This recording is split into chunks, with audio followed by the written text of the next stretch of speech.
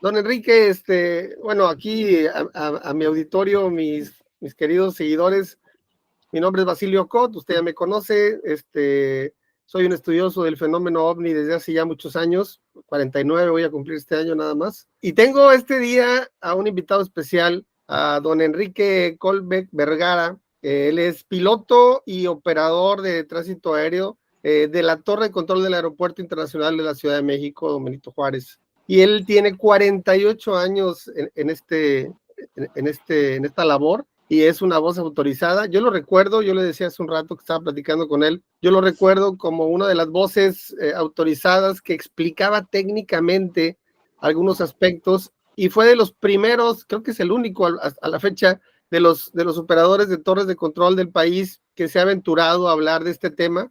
Y lo vimos el septiembre del año pasado en esta audiencia en el Congreso Mexicano en el que se habló del tema OVNI, compartiendo presidium ahí con gente de la talla del teniente Ryan Graves de Estados Unidos, de la US Navy, del incidente de la costa este con el gimbal, y también de Robert Salas, este hombre que asegura que los OVNIs desactivaron 10 misiles nucleares en Nevada, si mal no recuerdo. Don Enrique, muchísimas gracias por su tiempo, de verdad. Y bueno, ha sido un poco complicado, tenemos un mes tratando de conciliar horarios, pero entre su trabajo, sus cambios de turno y mi trabajo también con los compromisos ha sido bien difícil. Y por fin se me hizo tenerlo aquí, don Enrique, un gustazo saludarlo. No, el placer es mío, muchas gracias. Yo te agradezco que te hayas fijado en tu servidor para disipar algunas dudas que tengas y que tenga más bien tu auditorio y todo lo que yo pueda servirte, cuenta conmigo y no hay ningún problema y te agradezco muchísimo, es un honor para mí, ¿eh? Muchas gracias. Mire, básicamente yo quisiera comenzar por por preguntarle cómo es que usted se animó a aventurarse en este tema. Hay que recordar que el estigma de los ovnis es un estigma que a la fecha todavía sigue siendo muy fuerte, en el sentido de que es mejor no hablar del tema. Y usted, Ajá. sin embargo, públicamente ha salido a hablar del tema y pues yo quisiera saber cuál fue la principal motivación que lo empujó a este tema, don Enrique, platíqueme. Sí, bueno, primero que nada fue la seguridad, después el miedo y finalmente la condición de la incertidumbre que el fenómeno presenta. El fenómeno es un hecho, es un concepto real, es un hecho que no está, que no es una fantasía, no tiene nada que ver con ningún cuento ni nada por el estilo. Por desgracia, para la aviación en México y en cualquier parte del planeta donde se desarrolle, es un peligro latente. Es un peligro latente porque precisamente por las etapas que yo pasé para ubicarme en responsabilidad con ello, en un principio raza en la incredulidad y la ignorancia de las personas cuando, incluyéndome a eso, yo en lo particular así en nada, en el concepto de que, bueno, ¿qué es esto? Y resultaba ser un insulto para una persona que se supone está avesado en el ámbito de la aeronáutica y que se desarrolla en ello y tiene una responsabilidad X, ¿no? Entonces, eh, principalmente en cuanto a el interés de saber qué era cuando de momento se presentaban este estilo de cosas, pues las veía uno a lo lejos, ¿no? Hasta que por azares del destino, una de estas me roza, me toca. Yo tengo en diferentes ocasiones relación con las detecciones de ese equipo. Eh, yo soy experto en el manejo de esa información a través de la pantalla radar porque mi obligación es darle certidumbre a las operaciones aeronáuticas y en mis manos pasa la seguridad de las personas que vuelan, de las aeronaves y de las que están por debajo de estas operaciones. Entonces, así como tu servidor, pues hay cientos de personas que hacen lo propio, no somos muchos, somos 1,300 no más controladores en toda la República para el manejo de todo el tránsito aéreo de nuestro país. Es muy poca la cantidad de personas para esta responsabilidad tan grande. Y esta responsabilidad que de momento nos ubica en cierta disciplina y con ciertas actitudes, no somos así personas muy muy normales, sí, no, tenemos ciertos detalles ahí raros de ubicación y nos fijamos en detalles que muchas personas en general no se fijan porque es por obviedad, ¿no?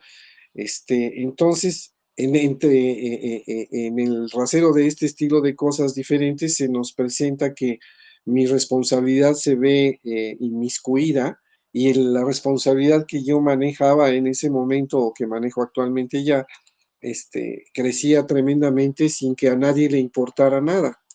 Entonces, cuando eso sucede, me pongo a pensar el peligro en el que se encontraban esas personas y en el que me encontraba yo. Para aquellos ayeres, en ese momento, bueno, la dirección de nuestro país no era, hablando de aeronáutica, no siempre ha sido muy socorrida con gente muy inteligente, sino son más bien personas que están puestas ahí porque son amigos de alguien o algo por el estilo. Y pues por supuesto que a la dirección general de mi empresa y muchísimas otras relacionadas con la explotación de aeronaves en nuestro país, pues eso les importaba un rábano. Entonces, quienes hablaban de ello, como bien dices, estaban estigmatizadas, todas esas clases de comentarios y eran relegadas al hecho de decir, pues son estúpidos, borrachos o lo que sea, ¿no? Gente impreparada. Entonces, cuando me di cuenta de la responsabilidad en que yo me estaba metiendo sin que yo tuviera que hacer nada, sin que yo hubiera tenido la culpa, fue cuando me di cuenta que esto era un peligro grave. Y eso fue por miedo lo que me obligó a platicarlo, porque en un momento de estrés fuerte, dije, pues a ver quién es el valiente que me va a demostrar a mí que lo que se ve en la pantalla no existe, no importa quién sea. Y en ese momento, cuando me preguntaban, yo contestaba. Y así empezó a crecer y llegó un momento en que en una entrevista que hizo un equipo que venía de la BBC allá en Inglaterra, y que contactó a varias personas de nivel superior en nuestro país de comunicaciones, le permitieron tomar películas y hacer un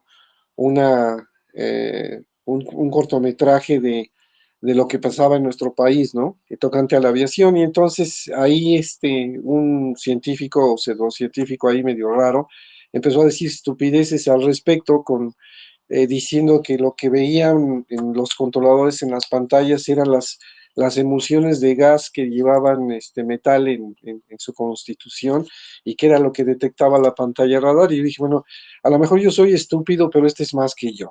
Entonces le dijimos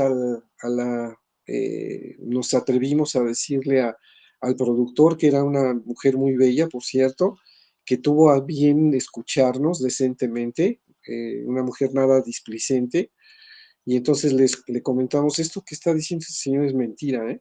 Nuestro equipo está certificado no nada más en México, sino internacionalmente para que cuando yo dé instrucciones no se las dé a las ventosas que se tira el popo, ¿eh? Eso no es posible. Y entonces le demostramos en la pantalla lo que era un eco primario de lo que no lo era y lo que él estaba inventando. Y de ahí hubo una frase que le dio vuelta al mundo sin querer, que sin que yo supiera que eso iba a pasar. Dije, eso que usted dice que es mentira, algún día va a causar un accidente y nos vamos a poner a chillar ustedes y nosotros. Y entonces, eso fue lo que llamó la atención a muchas personas en el planeta cuando vieron y además debo de aclarar que fueron muy atentos y rectos en sacarlo como lo dijimos, porque pues era muy fácil editarlo, ¿no? Claro. Y afortunadamente eso fue. Y gracias a eso es que empecé a comentarlo. Entonces, cuando me preguntaban, me decían, oiga, ¿y usted en su opinión? Mi opinión es esta y por esto. Y esto pasó y por esto. Y esto pasó y por esto. Entonces, el atrevimiento que llegó para mí fue el decir, bueno, a ver quién es el guapo que se atreve a decirme que lo que estoy diciendo es mentira, porque yo soy el responsable de esta materia cuando me toca. Y ahí es donde empecé a ganarme el respeto de muchas personas y les empezó a interesar mis comentarios. Y entonces pues ya empezamos a hablar un poco Y yo ya me empecé a interesar fuertemente por el hecho de la seguridad aérea. Y ahí fue todo el tiempo donde he estado en cualquier foro, cuando me llevaron a Washington y ese estilo de cosas, y a otros foros, siempre he dicho, sin que esto sea un orgullo, sino más bien es un aviso que bueno que ya está teniendo eco, que esto es un peligro para la aviación y para la humanidad en general, en tanto no sepamos a por qué está aquí y qué está haciendo, ¿no? Eso es más que nada. Muchas gracias, don Enrique, qué buena introducción.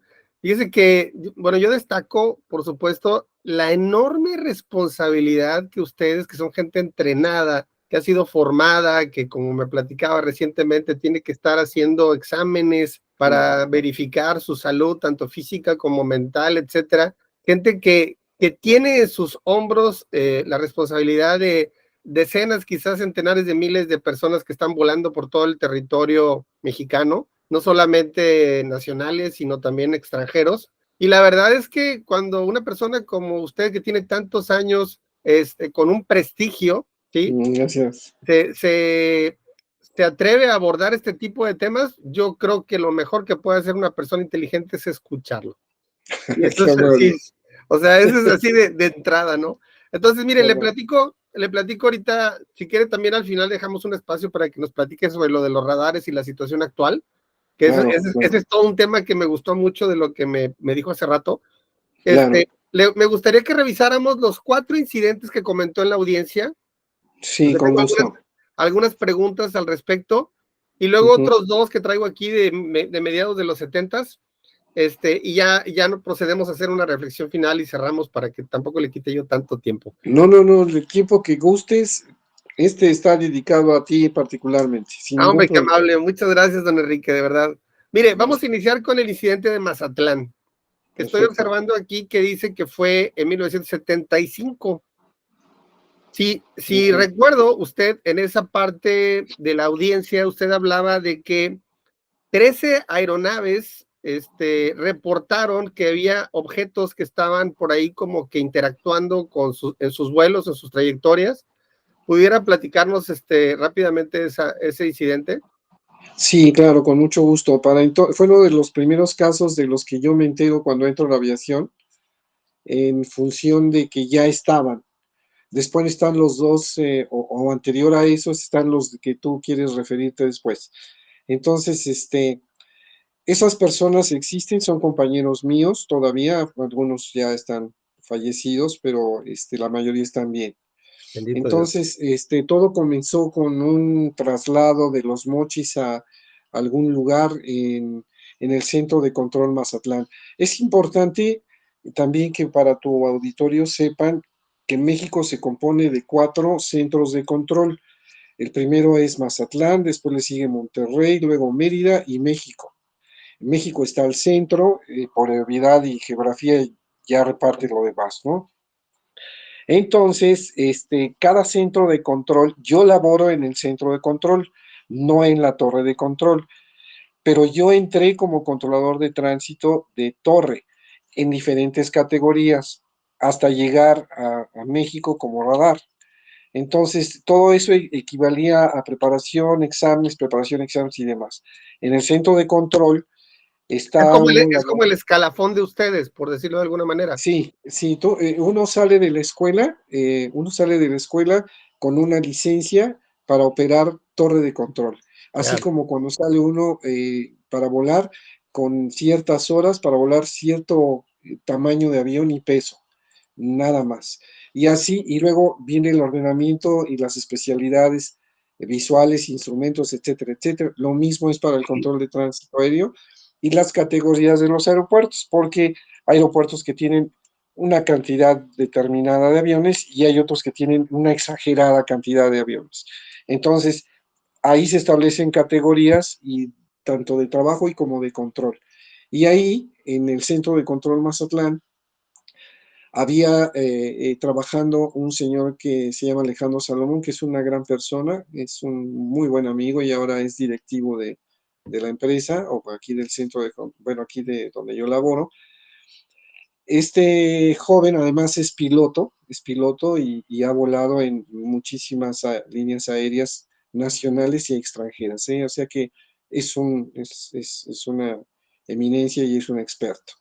Y entonces, este señor trabajando en la torre de control joven, en el centro de control, que está por encima de la torre de control, en jurisdicción y en espacio, tiene a bien recibir el reporte de 3 aeronaves, no 13, de 3, Ah, una 13. mexicana de aviación, una de aviación privada y otra, creo que era otra aeronave era Aeroméxico, mexicana, y esta aeronave que finalmente tuvo que forzar su aterrizaje en Mazatlán, que no era su destino, porque fue la más afectada.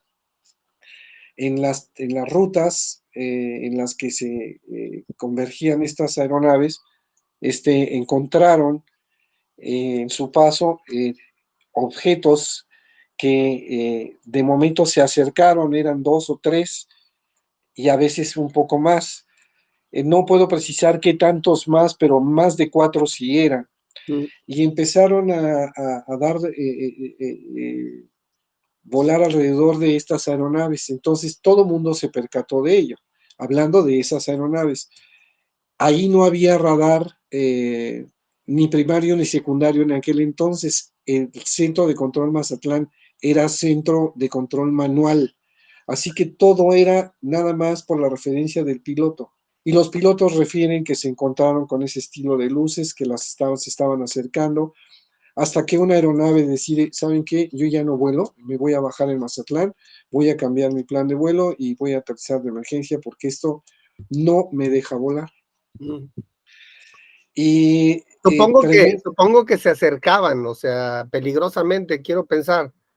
Sí, pero además quiero que te traspoles al hecho de que tú vas manejando tu aparato y de momento se te hace algo que no sabes qué es, que se te pone enfrente, se pone a un lado, que además te da la vuelta, y tú cómo lo evitas con el No, no, incipiente, por muy aparato jet que traigas, ¿cómo demonios lo evitas? Entonces yo creo que tuvieron mucho valor para decidir, ¿saben qué? Yo me bajo. Y los demás pues lo veían cómo le estaban dando vueltas y entonces dijeron, no, bueno, pues ese es su problema, ¿no? Suspender una operación aérea es sumamente peligroso, tiene una alta responsabilidad legal y, y trae consecuencias de carácter monetario tremendas. Y decidieron 2 aeronaves bajar precisamente por lo mismo. Una traía destino Mazatlán, que era la que tenía más temor de que ese objeto se le acercara, pero el que los había cautivado era el avión privado que iba de sobrevuelo. Finalmente aterriza este avión de Mexicana y luego aterriza este avión con estas cosas encima, dándole vueltas. Y para esto no era algo invisible, todo mundo lo vio y todos los que estaban relacionados con el evento del aterrizaje de estas aeronaves fueron testigos forzosos del evento. Todos se dieron cuenta de eso. Y aparte de que aterriza y este cuate se sale rapidísimo de la pista, le dice al capitán de Mexicana, oiga, ¿cómo vamos a reportar esto? Y pero el evento todavía seguía, ¿eh? Entonces, por la gran responsabilidad a la que te digo que pasan estas cosas, ¿no? Y el controlador que te hice referencia, el señor Alejandro Salomón, era el controlador de torre, y él vio cómo se separaron esas luces del aparato cuando aterrizó y hizo alto, pero no se dio cuenta que estaban arriba de la torre de control, él las vio alejarse, pero esas regresaron por encima de la torre de control, o sea que él no veía lo que estaba arriba. Entonces él veía que la gente de abajo de tierra, el personal que estaba en tierra, le decía que se asomara. Entonces este señor se asoma y finalmente se da cuenta que arriba estaban estos platos, ¿no? Todo esto que te estoy Eran diciendo, eran sí, discos, no, no esferas, eran discos. luminosos, no, no eran esferas, eran discos. Y era de día o de noche, No, todo fue en la madrugada.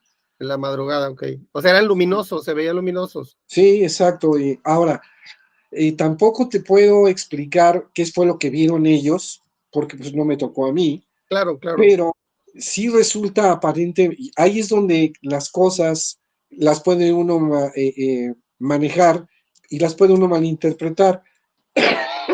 perdón, desde el momento en que pensamos en que cualquiera que nos esté oyendo diga, pues es que son luces, si nada más que las luces no vuelan a las velocidades de los aviones, ni se les pegan, ni hacen estas tonterías.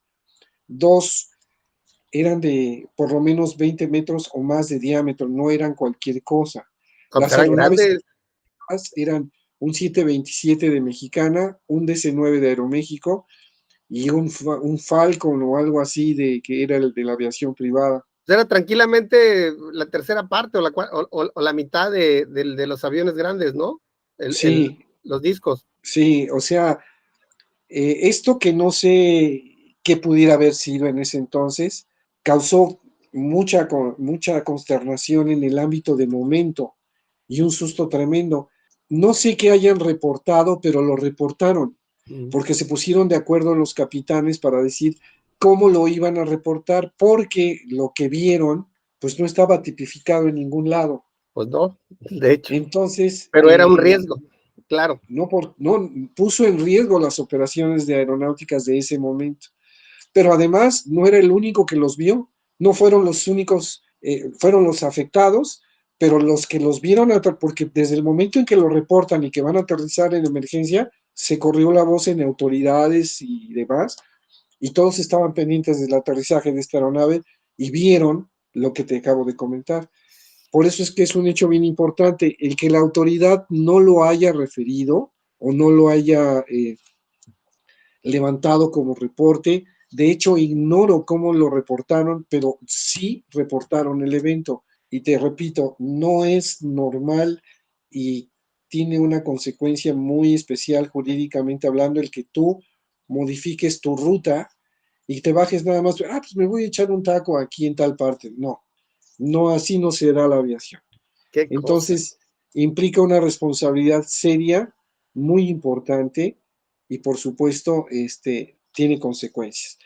Ese es el primer caso en donde yo me entero entrando era yo pues joven y me entero de este problema, pero uno lo ve a distancia, nunca lo ve como el tsunami allá en Japón, como el volcán Kilauea allá, pero nada más, nunca lo vemos en el Popo, nunca lo vemos, sí me explico, ¿no? Entonces, así fueron mis primeras, y ese caso fue muy mentado, porque ahora que los norteamericanos se jactan de que ellos acá y que todo lo refieren única y exclusivamente a su aviación, Sí, eh, norteamericana, sí, pero específicamente la militar. la militar, sí. La otra les importa un bledo. No han dicho absolutamente nada de la aviación comercial. Y esa es la que más se fustiga, porque todavía un avión fighter tiene manera de defenderse, pero un avión que tiene pasajeros no tiene manera de hacer nada. En No, cambio, y un fighter, la preocupación de ellos como pilotos militares es las de decenas o quizás centenas de millones de dólares que están operando, pero de un piloto comercial son los pasajeros que trae, son vidas humanas, ¿verdad? O sea, es diferente. y además la operación de un avión jet de esa categoría es carísima. Entonces, cuando estas personas hablan, eso es lo único que yo puedo rescatar de la parte seria. Lo demás parece una pachanga, ¿no? Pero de la parte seria que estos cuates refieren es que un avión de ese tamaño, con esas características tecnológicas desarrolladas en nuestro mundo, y que cuesta muchísimo dinero y que además su operación es tremendamente elevada, pues a alguien le debe de doler, ¿no? No cualquiera, no salen los aviones a ver una parvada de patos, o no, salen con una razón, ¿no?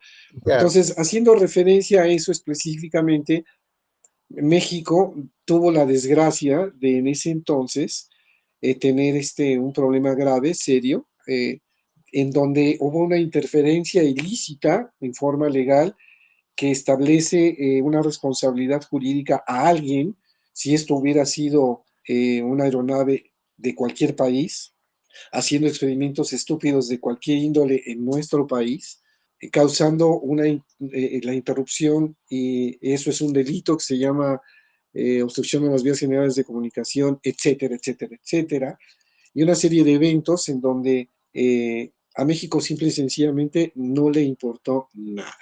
Las autoridades de entonces, simple y sencillamente, lo han de haber visto, ¿no? Pues han de haber estado bien orates todos, o bien cohetes o algo, pero nunca, nunca dijeron, esto me corresponde. Nunca les pasó por los dos dedos de cerebro así. Que ese es Nunca les todo, pasó. que ese es todo un tema que ahorita en el último de los casos que usted mencionó ahí en la audiencia pudiéramos tocar, que me llamó mucho la atención del incidente de la Fuerza Aérea, pero bueno, ahorita lo abordamos. Sí. Primero, para concluir de Mazatlán, don Enrique, ¿recuerda usted alguna referencia respecto a qué tanto se acercaron los objetos a los aviones?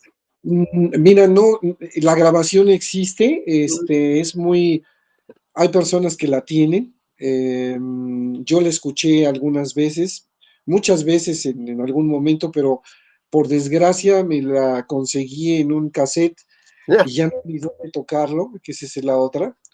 Entonces, primero hay que encontrarlo, pero si lo encuentro y lo podemos rescatar, te lo paso, pero hay manera de ubicarlo, porque la referencia que hacen es que se acercan, primero lo reportan como, oiga, tiene tráfico para mí, porque tengo tráfico a tales, tengo unas luces así, y el controlador que estaba ahí, pues no, no tengo nada allí. Y bueno, pero es que están acercando, pues si el controlador, y pues qué, pero qué, pues no, que yo sepa, no hay nada allí. Y entonces empieza a crecer el miedo de ambas partes. Bueno, pues qué es lo que está viendo. Y ya le describen, son unas luces, pero qué forma tienen, pues ovoidales, pero qué son. Todo eso que a la gente le puede parecer estúpido en el aire. No, me puedo imaginar. Sí, es tremendo, ¿no? Entonces, también esto es bien importante, la calidad de energía que se desarrolla en este estilo de aparatos no te deja ver las ventanas o no te deja ver cómo está constituido, pero existe porque se está moviendo. Y hay otras ocasiones en que aparece y casi te vienen y te saludan, ¿no?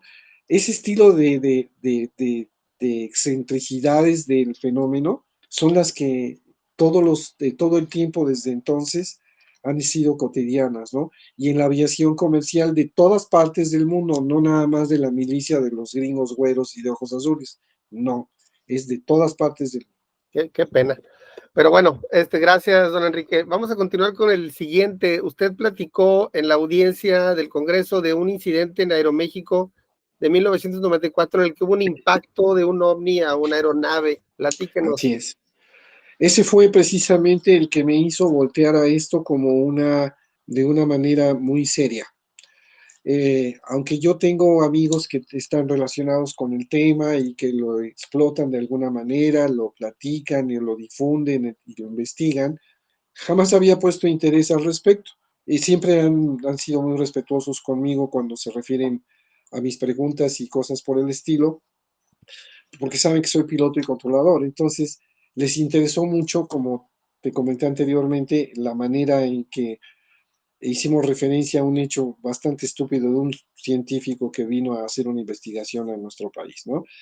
Entonces, a pesar de esa relación, siempre ha habido un respeto muy particular, pero cuando esto se empezó a hacer incipiente, pues me empezaron a buscar para, para, Más para ubicar información. qué pasa así, ¿no? Entonces, dentro de lo que yo me veía involucrado, lo veía yo a distancia, yo no participaba. Eventualmente me enseñaban algo y le decía, bueno, pues mira, puede ser desde una luz de bengala.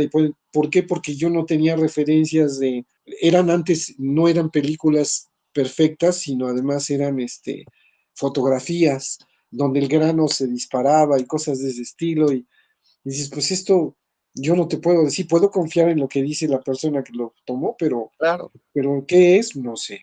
Pero entonces,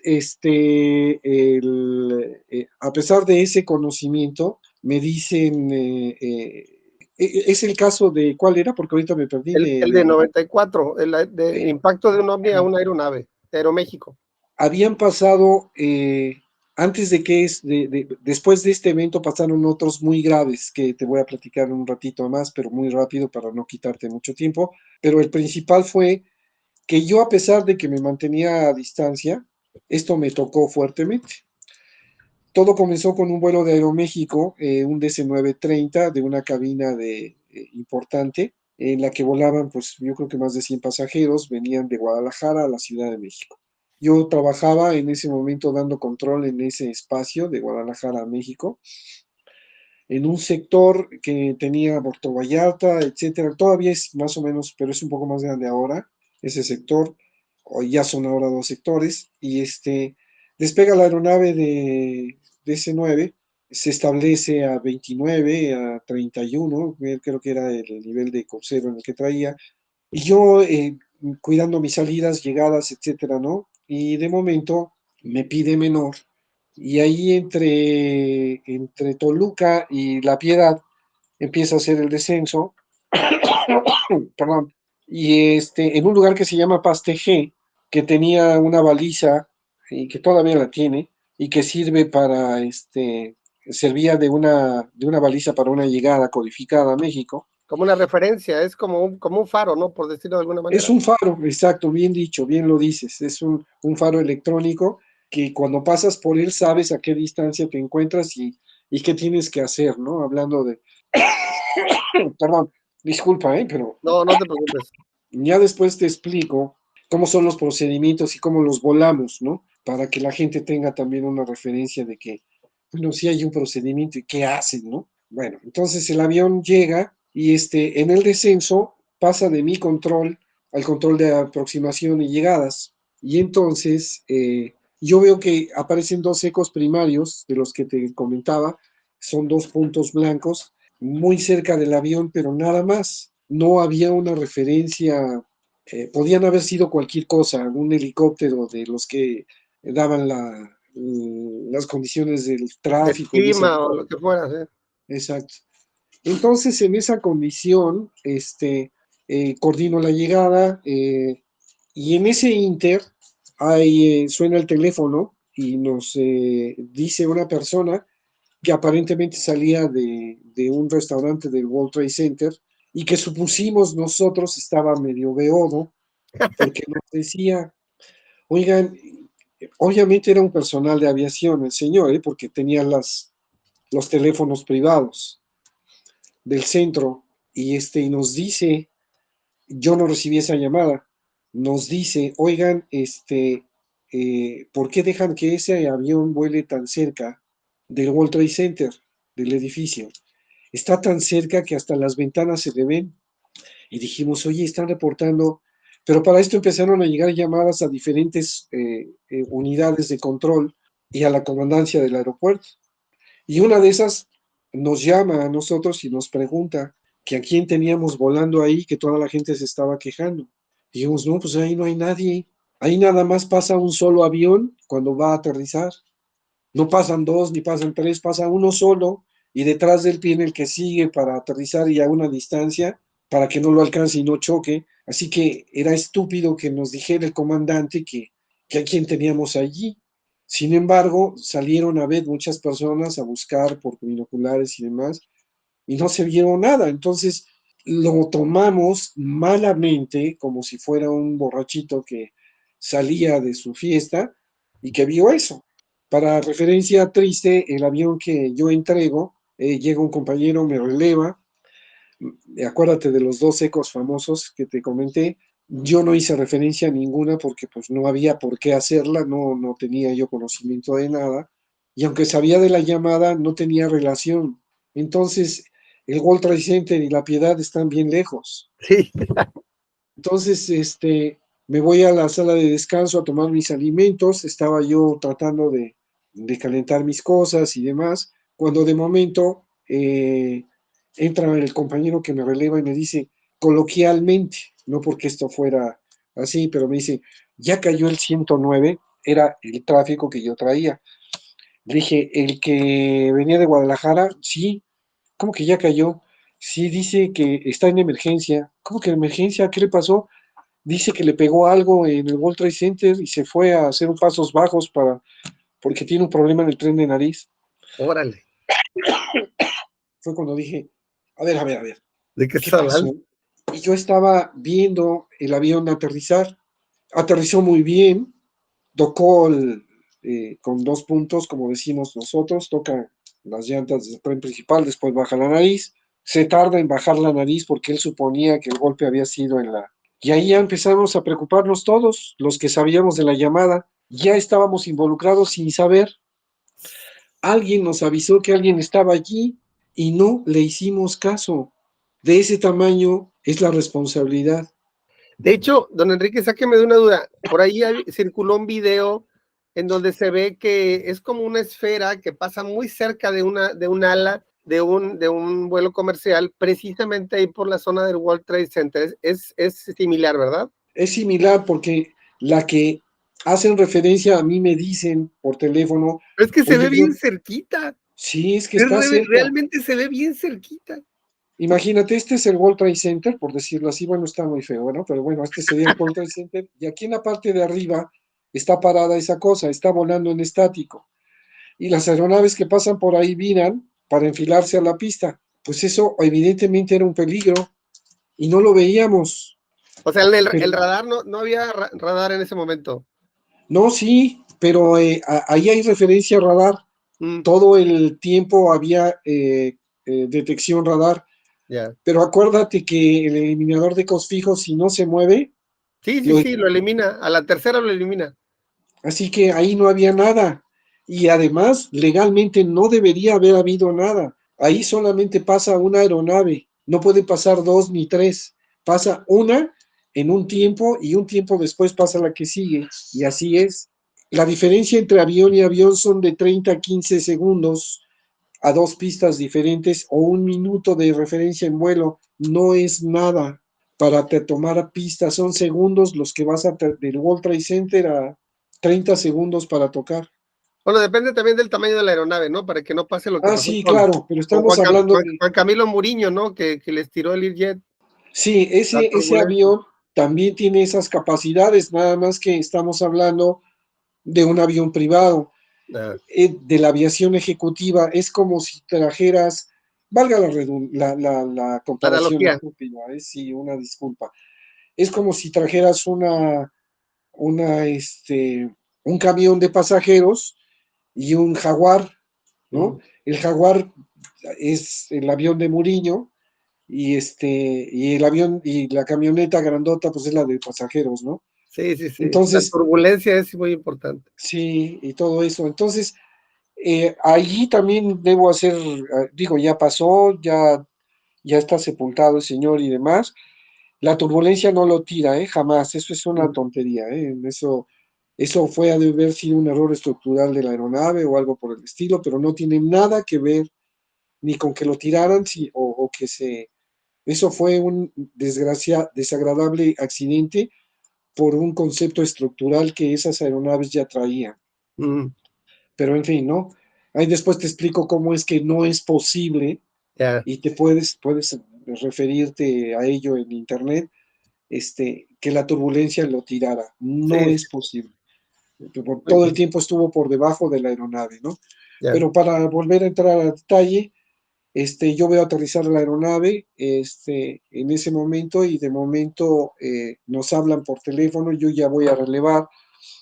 El supervisor que sabía que yo estaba controlando ese avión me dice, oye, te habla el de Aeroméxico, el de despacho, y me habla y le contesto, sí, a mí, pero ¿para qué, no? Y entonces él dice, ¿tú eres el controlador de que estaba ahí controlando? Sí, pues ¿qué pasó? Dice, es que tengo aquí al piloto porque dice que a qué le pegó. Ah, no, pues dile que de control de tránsito aéreo no le pegó a nada. Y dice, es que él cree que le pegó a la antena. Dije, no, si le hubiera pegado a la antena estaría en el suelo. Se cae, pues sí.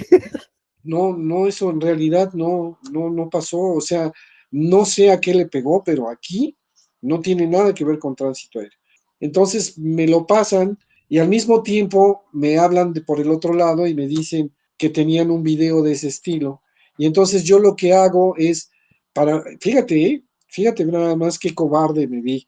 Para no meterme en problemas, dije, bueno, mira, aquí tengo al piloto del lado derecho, si tú le das permiso y tú le das permiso, ustedes se platican y a mí me dejan en paz. Dijo, perfecto, eso sucedió, conecté a estas personas, después vi el video y sí se ve una luz que se la traga el avión y ya nos vuelve a aparecer.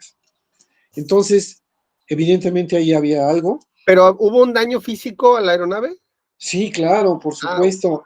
Y además esto es bien importante, qué buena pregunta y qué bueno que me acordaste. Porque el piloto siente el golpe en el tren de nariz, en los pedales. Y en realidad fue en el tren los principal. pedales básicamente es en la puntita abajo, luego, ¿no? Sí, sí, la cabina Está con un poquito referencia. adelante del tren de nariz. Está sobre el tren de nariz, Ah, sobre el tren de nariz, un híjole. poquito atrás. Ah, Sí, un poquito. No, no, tienes razón. No, está adelante, pero por una nada, ¿no? sí, sí, Pero sí. lo importante es que él sintió el golpe adentro en el tren de nariz. Y no fue así, fue en la pierna derecha del tren principal. O sea, estamos hablando de acá atrás donde están las alas. Sí, ahí pegó. Ah, Y allí causó un problema serio.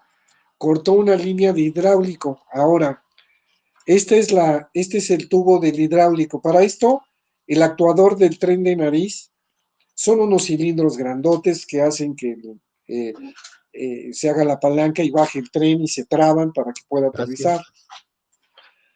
Bueno, el actuador y todo el mando está dentro de la fosa donde el tren baja. O sea, estamos hablando que lo que haya sido que golpeó el fuselaje, rompió el fuselaje para romper el ducto hidráulico, Eso es lo lógico, ¿verdad? pues me imagino.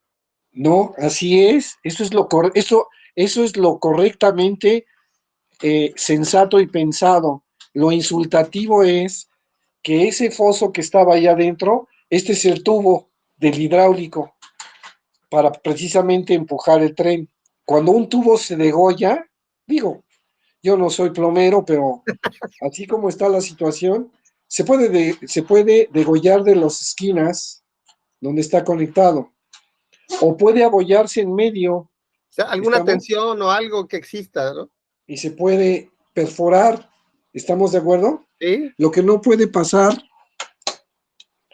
y esto es estúpido, es completamente increíble, es que se corte así. Haz de cuenta que alguien con un bisturí o con una espátula láser o lo que tú quieras, abrió A lo largo. a lo largo el tubo. Eso es imposible de que pase. Qué bárbaro. Eso no es lógico. Y para acabarla de amolar, el avión aterriza y en tierra se Derrama todo, desagua se con derrama esa todo el condición. aceite, sí. Así es, el hidráulico que traía para ello. Y hubo autoridades ahí que dieron cuenta de eso, ¿verdad? La aeronave entró en emergencia, se cerró el aeropuerto para el aterrizaje de la aeronave. Las autoridades tuvieron que constatar lo que pasaba porque el piloto no aterrizó nada más de calzones y dijo, voy a hacer una aproximación baja nada más para ver cómo reaccionan todos y voy a perforar esto para ver cómo reaccionan los demás.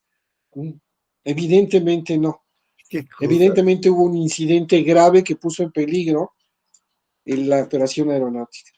Entonces, cuando empecé a atar cabos y me empecé a dar cuenta de la magnitud, fue cuando dije, el peligro en el que estaba Enrique Colbeck en aquel entonces fue enorme, porque desde el momento en que recibimos la información, desde el momento en que supimos cómo De los las dos, de los, cosas de los dos ecos primarios iniciales. de Y, lo, y, la, entrada y la llamada del World Trade Center. y haber ignorado la llamada, nosotros estábamos Híjole. hasta el cuello, si esa aeronave se cae y evidentemente es mortal para miles de personas abajo y arriba, las cientos de personas, yo estaría en la cárcel ahorita, Qué cosa. Qué, culpado por infinidad de ignorantes, porque por supuesto no le iban a echar la culpa a eso, o le íbamos a decir, es que había algo ahí, pues sí, pero tú para qué te pagan, para pues que sí, sepas que hay ahí, ¿no? qué Ese bárbaro. es el grado de peligro al que me refiero. Qué bárbaro, don Enrique. Qué responsabilidad, Dios mío, de mi vida. Así es. Y, y, Entonces, y qué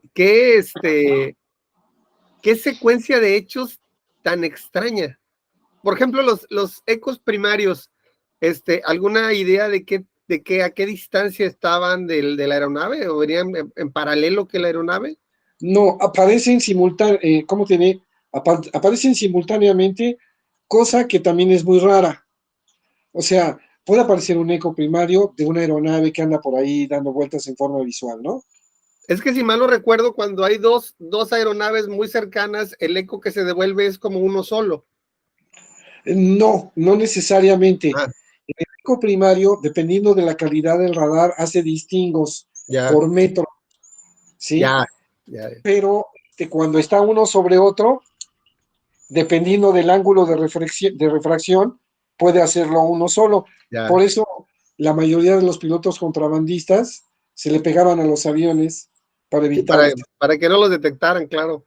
En eco Entonces primario, estamos hablando que el primer reporte que se observó, que usted habla de un radar y un video, ¿es así? ¿cómo? Usted, de los dos ecos primarios iniciales, estamos Ah, hablando que los dos ecos son del radar. O sí. sea, uno era el avión y el otro era el ovni, por decirlo de alguna No, manera. eran dos ovnis pegados a la Ah, aeronave. aparte del Aparecieron avión. dos ecos primarios, y cuando digo pegados a media milla, una milla, no más de eso. Ah, de Por eso, relativamente cercano. sí, por eso, no, pues cercanísimos. La separación mínima en aquel entonces era de 10 millas. Así que imagínate, estaba pegado. Sí, no, Es- no. Ahora, usted habló de un video en el que una luz se acerca y luego ya no sale. ¿Ese es un video o es sí, también el el- radar? nada extraordinario, ¿eh? No, no, tampoco es así dramático. No, no, no. Se ve una luz sobre una antena que era el World Trade Center quien lo toma, pues. Pero cuando pasa un avión se apaga. Ahí es cuando colisiona. Qué Pero cosa. pues a distancia, ¿tú crees que eso va a ser una colisión? Pues Ahora, en la llamada del World Trade Center que se refería a que se veían las ventanitas y todo esto, ¿se refieren al avión en sí o se refieren a la no, nave? se refieren al objeto que estaba allí, Ah, que eso es lo mejor de todo, o lo más impresionante. Las aeronaves pasan por ahí cada 30 segundos. Este squatter lo estaba viendo seguido sobre el World Trade Center. qué O sea, cosa. alguien estaba ahí haciendo un vuelo estático y todo el mundo le pasaba por encima hasta que alguien le pegó. Qué cosa. Y entonces el tamaño no era tan pequeño, digamos, ¿no? No, sería unos mínimo 20 metros, mínimo. 20 metros es un monstruo, o sea, es una Es aeronave muy grande. parte de un avión, más o menos, de la Sí, envergadura de un avión. qué bárbaro. Pues qué historia, don Enrique, de verdad. Es Gracias. la parte fuerte. Luego después vinieron ya las investigaciones y todo coincidió, pero además todo lo que se desarrolló, lo que te decía que paga consecuencias, no es de gratis. Nadie dice, voy a aterrizar en emergencia a ver qué pasa. No, no, no, eso no es posible. La gente responsable no hace esas tonterías. Y además, el que las hace no vuelve a volar Fácil. y lo guardan un rato para que se le quite lo idiota. Todo eso es así. O sea, esto es para que la gente que nos escucha no suponga que son trivialidades de personas así que, ay, pues, como uno que está acostumbrado, ay, no, pues dejo el carro acá o acá y lo dejo mal estacionado. Aquí no hay forma. Aquí todo tiene un ordenamiento, un seguimiento y además tiene consecuencias legales, porque todas refieren a una autorización, a un concepto donde alguien se hace responsable de un hecho. Oiga, y una pregunta, digo, yo seguido vuelo para, bueno, a diferentes lugares, cada semestre por mi trabajo, pues a veces tengo que viajar y me acuerdo de usted cuando ando por ahí aterrizando en la torre de control ahí del aeropuerto de la Ciudad de México. Ok, Este, ¿Tiene usted conocimiento de que este tipo de fenómenos ahí por el World Trade Center se sigan presentando? Porque afortunadamente, evidentemente el video de que le hacía yo referencia ahorita, que se ve una esfera de a lo mejor un par de metros de diámetro, que pasa muy cerquita de un extremo del ala de un avión comercial, ahí por el World Trade Center de día, ajá, no es este objeto del 94, no, es algo no, completamente diferente y no, que sí. quiero pensar que es más reciente. No, sí, lo que tú dices es más reciente, porque ahora hay muchos videos de esferas, Sí, de esferas. ya. Y estas esferas, son otra cosa también, ¿eh? se mueven diferente, pero son bolas y hay muchísimas esferas. Después de ese evento hubo casi 8 o 9 casos similares O en sea, los que de casi colisión. exacto, 2 tripulaciones de Aeroméxico, de Aeromar y otras aeronaves que no quisieron seguir la aproximación. Mejor la evitaron. Había compañeros que estaban, imagínate ya tenerlos formados y de momento te dice un piloto, oiga, ¿qué es eso que está enfrente de nosotros? En el World Trade Center, ¿eh? No, pues no hay nada en el World Trade. No, ¿cómo no? Yo lo estoy viendo y además está acercándose. ¿Sabe qué me descontinuó de la aproximación? No fue uno, fueron 7 Qué u bárbaro. 8. ¿Y tú crees Qué que a bárbaro. alguien le importó? Qué pena, de veras. Dios mío de mi vida, quién sabe cuántas historias habrá de esas por todo el país. Así es. Por eso es que eso fue lo que hizo que yo me diera cuenta del peligro en el que me encontré. Y que Oye, mi la carrera, responsabilidad que usted tiene ahí y que no hay nada que puedan hacer al respecto. así Y es. ni siquiera Ahora el informar capitán, correctamente, o sea, y haciendo tu trabajo normal. Ahora el capitán al que hacemos referencia se llama Raimundo Cervantes Ruano. Es un excelente profesional de la aviación, ya jubilado, ya retirado de Aeroméxico, del 780, de 757, 767, algo así. Y ahora somos grandes amigos porque nos reunió una situación grave donde él estuvo en peligro de morir y yo estuve en peligro de perder mi chamba gravemente. qué cosa de la vida. Ya el controlador que le dio seguimiento al aterrizaje, desgraciadamente ya no vive, ya pasó a mejor vida. Y pero si no, también hubiera estado en el bote. Así que, desgraciadamente, así es esto de la vida.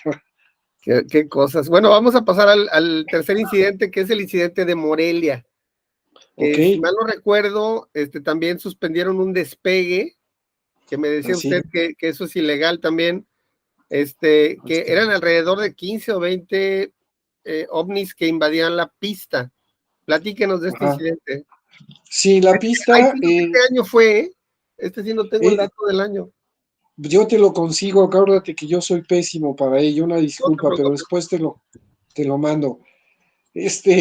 Le tocó al señor Emiliano Torres, que es un controlador de aproximación en Morelia, y también es excelente personaje y también tiene un valor extraordinario, es un excelente persona, por si algún día lo buscas, es Sí, un personajazo el señor, ¿eh? Entonces, este señor estaba dando la aproximación y estaba en la torre en ese momento, dándole el seguimiento a una aeronave, de ahí daban la aproximación también. Entonces, de aerolíneas internacionales, creo, no me hagas mucho caso. Esta aeronave era un 727, iba a despegar en pista 4, creo. Y además, cuando le dan la posición y para despegar, en el último chequeo donde la aeronave se pone los frenos para ver la pista y ya empezar el despegue, observa que en la cabecera de la pista, un poco más retirado de la cabecera, pero en la trayectoria, se encontraban una especie de globos muy grandes, como de 20 o 30 metros de diámetro, aparentemente metálicos, y cuando digo aparentemente, porque pues, no hay manera que alguien te diga de qué eran, sí, sí, sí. pero no Sí, eran, pero se no veían eran. como tipo plateado, reflejaban la luz, etcétera, ¿no? Pero lo extraordinario de esto es que estaban invadiendo la trayectoria y además lo estaban haciendo subiendo y bajando en esa posición, en forma lenta. Eso todavía es más raro, Sí, ya sé. porque en un principio pensaron que eran paracaidistas, tontamente pensaron que eran paracaidistas. ¿Quién demonios iba a tirar paracaidistas allí?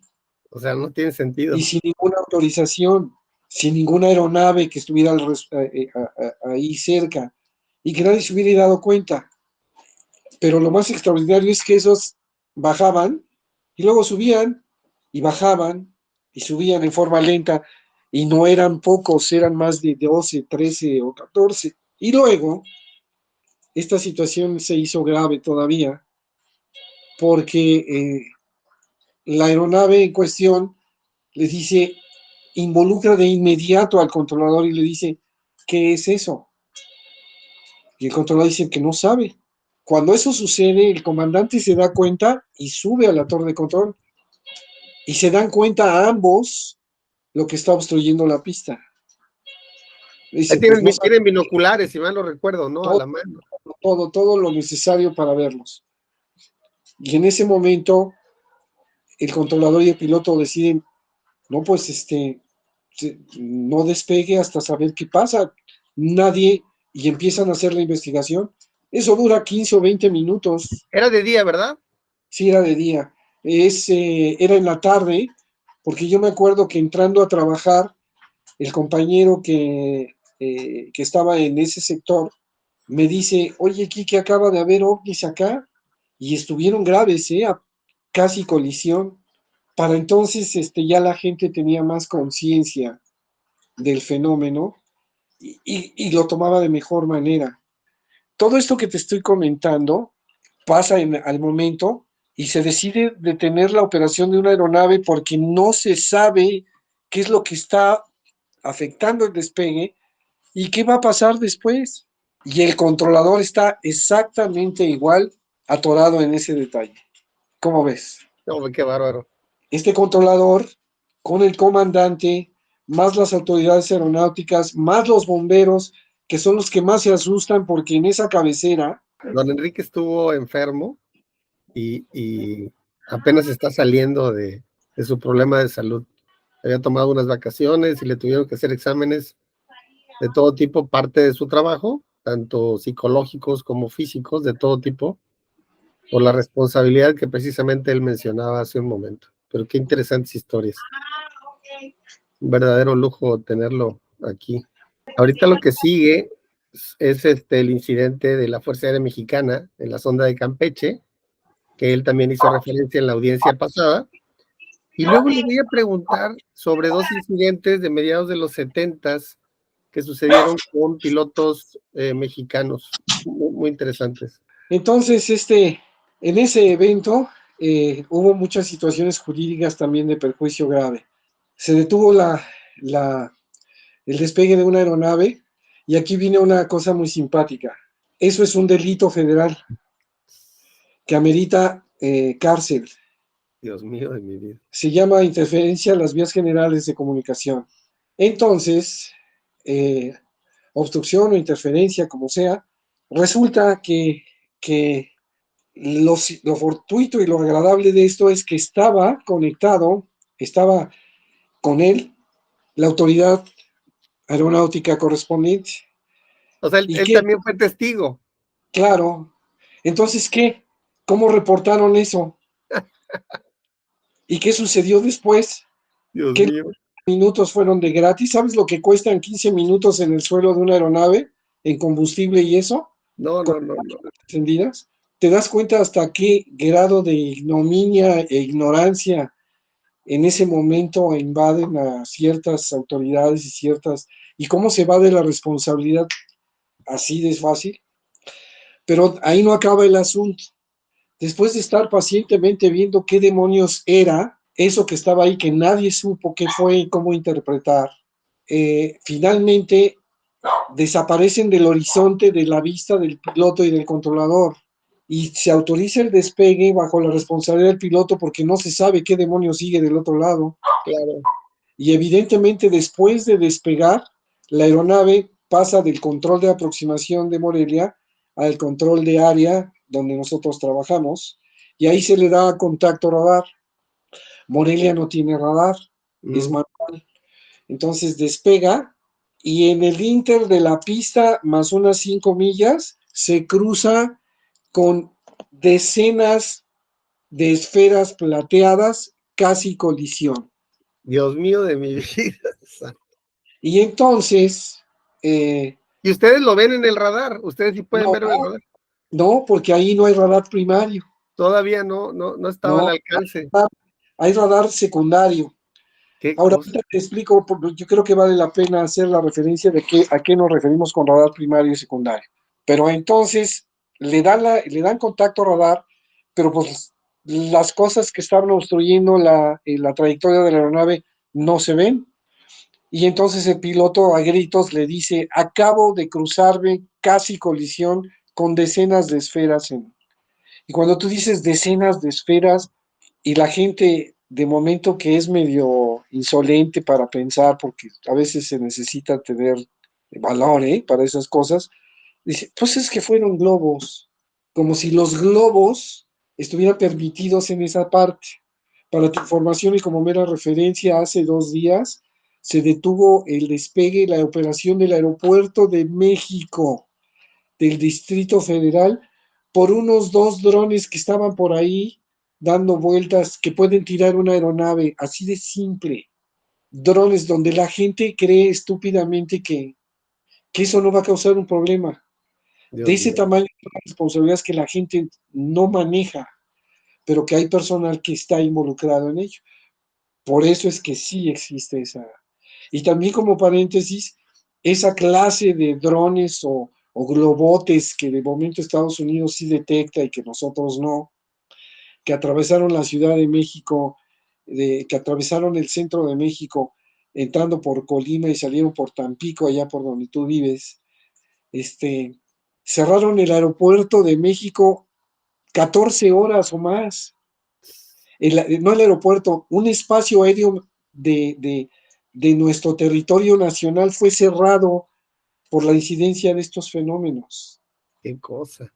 Pero esos eran ovnis. Yo no te puedo decir que fueron porque yo no estuve presente Pero, y no me consta, pero pero lo que digo, atravesaron de una costa a la otra.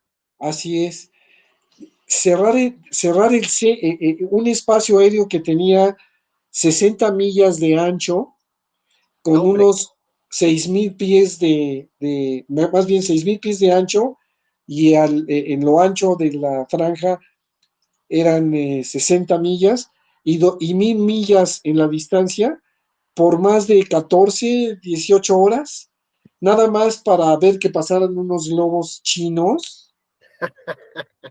Ahí es donde te digo que la gente ¿eso cuándo fue? Me dice. fue el año pasado, Ya. y fue como en septiembre, octubre, algo así. Y se me hace raro porque, aunque la corriente de chorro sí tuviera más o menos esa dirección, creo que va más hacia el norte y no precisamente de oeste a este. No, además, olvídate lo de la corriente de chorros hubiera llevado el balón, ¿no? El Sí. balón, ¿no? No, no, no, esto era otra cosa. Y que Estados Unidos sí sabía dónde estaba y se permitió que entrara a territorio mexicano, le avisó a las autoridades y le pidió permiso para tirarlo aquí, ¿no? O sea, ve de qué calidad de estupideces estamos hablando. Pero sí los Pero eso es, tiraron entonces. ¿eh? Sí los tiraron, no. No, el presidente mexicano les dijo aquí no entran. Pues sí, qué cosa. ¿Y Y era uno además, o eran varios? supuestamente eran más de uno, eso sí, por lo que habían dicho. Ahora, Y grandes, ¿se consideran grandes o no? Porque el de China en Estados Unidos medía como 30 metros de largo. Era un monstruo, ¿verdad? yo supongo que sí, pero no te sé decir qué era. Lo que pasa es que un globo no cierra un espacio aéreo. Eso Claro. no es posible. Y otra cosa más importante para tu auditorio y para ti en lo particular. Aparte de eso, ¿sí? No existe referencia legal de ninguna especie. Cuando yo llego a laborar, mi superior, que es un supervisor, me dice, no pueden pasar por aquí, esta es la franja acá. Y ya con la experiencia, bueno, ¿y dónde está el NOTAM? ¿Dónde está la autorización? ¿Cuáles son las referencias que debo de tomar? No, pues nada más de tal parte y de tal distancia. Dijo, espérame, y eso no tiene es que eso fue lo que a mí me dijeron. Bueno, no existe autoridad que diga que eso sucedió. Sí. ¿Cómo ves?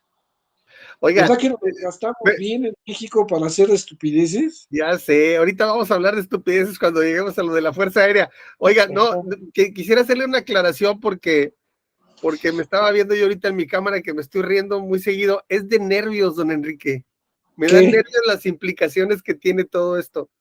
Ah, ¿Eh? no, está muy O sea, bien. No, No, Digo, no, no. no creen que me estoy burlando o algo, me da nervio No, no, sí, no, sí, se nota la calidad de persona, no me digas eso, no, para nada. Gracias, gracias. Bueno, nada más para concluir este incidente de Morelia. Ya después cuando el avión llega al alcance del radar de ustedes, ya no había ecos que lo acompañaran, o sea, eso ya No, había quedado atrás. este fenómeno que quién sabe qué estaba haciendo, se encontraba a 3 millas y media de la cabecera o menos, haciendo maniobras de quién sabe qué cosa, a lo mejor estaban subiendo, bajando cosas, nadie lo sabe, nadie sabe qué estaban haciendo, pero todos lo vieron. Y Ya, cuando digo todos lo vieron, lo vio la gente, lo vieron las autoridades, lo vieron los policías, lo vieron los pasajeros que estaban en ese momento en el aeropuerto. No fue cualquier cosa lo que sucedió. sí, me imagino. Todo es que las autoridades aeronáuticas estaban allí. Ahora, Pues menos ¿cómo mal. se portaron? Eso es ¿Quién lo que hay sabe? que ver. Es un misterio. Exactamente. Muy bien, muchas gracias. Mire, antes de pasar al cuarto incidente, déjenme le platico a propósito de lo que decía usted de decenas de esferas. Aquí en Ajá. Tampico, seguramente habrá más, pero yo tengo referencia de primera mano de dos momentos, dos eventos diferentes, los dos de día, en el Ajá. que ahora sí que decenas de esferas, estamos hablando probablemente de entre 40 y 60 esferas, se vieron en el cielo. En una de ellas fue allá hacia Madero, hacia donde estaba la refinería antes por Árbol Grande, en el que, más bien por acá por el estadio, en el que pasaron evolucionando de sur a norte. O sea, normalmente el viento aquí en Tampico, Tamaulipas, es de noroeste hacia el sur, sureste, normalmente. Y estos objetos venían de sur a norte. Y acá también, cerca de la playa, a 2 kilómetros de la playa, también en otra época diferente, se vieron también esferas, decenas de esferas, probablemente unas 40, 50, que también iban de sur a norte, trasladándose a plena luz del día. Esferas metálicas, gris metálico, reflejantes del sol, etcétera. Entonces son dos referencias de primera mano que yo tengo, que me han compartido gente de aquí de la zona. Sí, además debo felicitarte porque yo tengo conocimiento de ello y me tocó calificar algunos videos de ese estilo, sobre todo de Tampico. Así es. Como referencia para ti, a lo mejor esto no te lo han dicho, pero las esferas nunca pierden su distancia entre ellas. Están todas revueltas, pero todas vuelan igual hacia un mismo lado. Así es. Segundo, están por arriba de las nubes medias, están por arriba de 20,000 pies o 40,000 pies. Entre esa referencia en ese rango están porque hay referencia de nubes por encima de ellas. Así que esto no fueron globos, estos No, fueron una flotilla de ese estilo de naves que son específicamente esféricas. Había no nada más esféricas, había unas plateadas, había otras morenas, pero todas se equidistaban, aunque estaban en desorden. A lo mejor esa es la forma en la que se proyectan o manejan, quién pero sabe. coincide mucho con una toma o varias tomas de la Estación Espacial Internacional, donde un conglomerado de esas luces penetra la atmósfera de la Tierra y después está la referencia de las que tú dices. Otras fueron en Ocotlán, ahí en Guadalajara, y otras ahí en Tampico. La de Tampico me acuerdo mucho de ella. Y mantienen un movimiento entre ellas, pero están dentro de la atmósfera. No pueden confundirse con nada que tenga que ver por fuera de la atmósfera, Sí, como una... los satélites u otra cosa, como los No. Starlink, ya ve que ahora todo el mundo los refiere. Déjeme le hago un comentario respecto al tamaño. Yo recuerdo en los dos incidentes que aunque se veían como pequeños puntos por la altura que usted me menciona ahorita, considerando un avión que de día se ve a una altura crucero, que se ve pequeño, muy pequeño, estas esferas tranquilamente son la tercera parte de un avión de ese tipo. O sea, no estamos hablando de esferitas pequeñas, estamos hablando de aeronaves más grandes, ¿verdad? O sea, A lo Así mejor es. unos 15 metros, 20 metros probablemente. No, no, esto tiene que ver con más. Y además, qué buena pregunta, qué buena referencia, porque a mí me tocó platicar al respecto. Cuando tú ves una aeronave arriba de 40,000 pies, en forma primaria, puedes detectarla o no, porque así como toda la energía sube, llega un momento en que pierde y baja por gravedad. Nuestro radar en México está certificado a 40,000 pies, o sea que tú puedes recibirlo según el tamaño de la atmósfera, dependiendo de la época del año, del día, y etcétera, de la hora, todo. Aeronaves a 40,000 por arriba o por debajo de eso en forma primaria. Ya. Esto fue insultativo porque hubo esas mismas flotillas que tú tuviste referencia o tienes referencia en tu estado, en México, igual.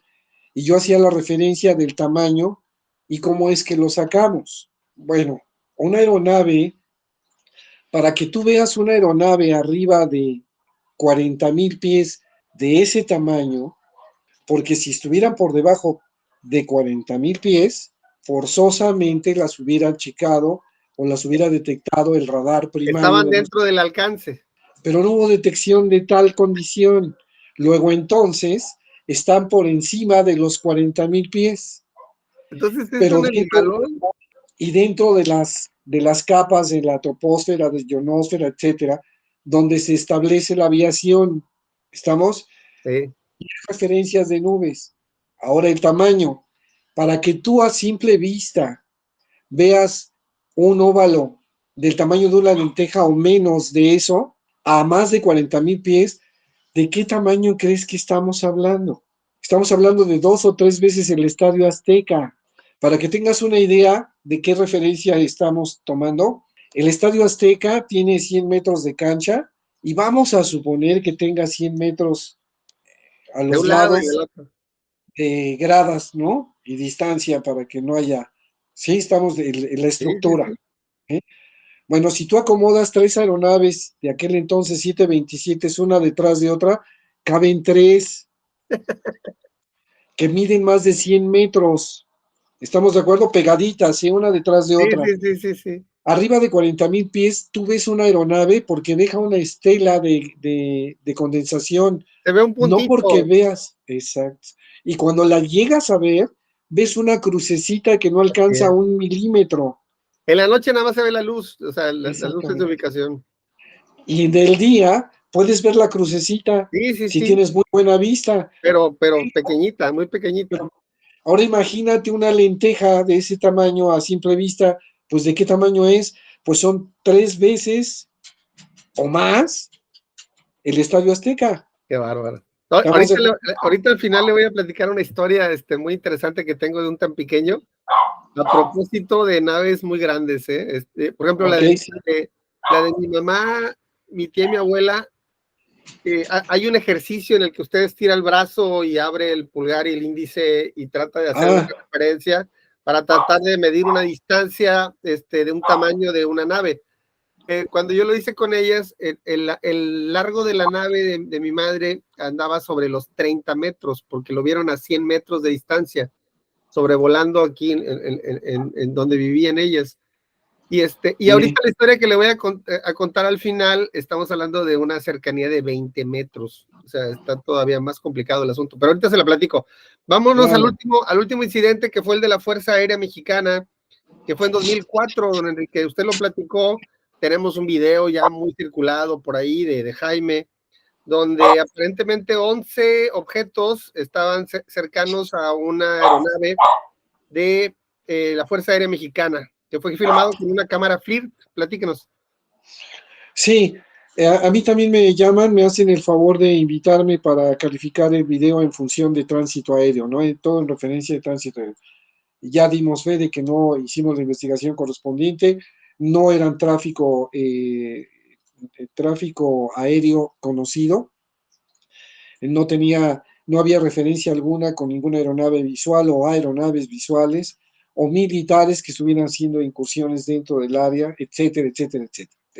Ya dado el comentario, el fenómeno comienza en referencia a que es una aeronave militar no está artillada, pero está equipada, o estaba equipada, porque ya no existen estas aeronaves ahora, con equipo FLIR de filmación de Infrarrojo. campo, ajá, infrarrojo, y además radar, un radar limitado, pero que le permite a la aeronave, con un equipo de cómputo a bordo, establecer un blanco y determinar su velocidad, tamaño, etcétera, etcétera, exactamente igual que como le hacen los pilotos güeros de ojos azules de Estados Unidos, de Tomcat y Pensacola y todos esos, Sí, sí, ¿no? sí. Bueno, igualito, no hay que envidiarles nada, es exactamente lo mismo, nada más que nuestra aeronave era modesta, se movía entre los 250 y 350 nudos, no más de eso, y estaba dispuesta exclusivamente de patrullaje en esa zona. Había volado de Tuxtla Gutiérrez a Villahermosa, Villahermosa a, a Chetumal y luego Tuxtla, algo así. Ese era el triángulo que estaban ubicando.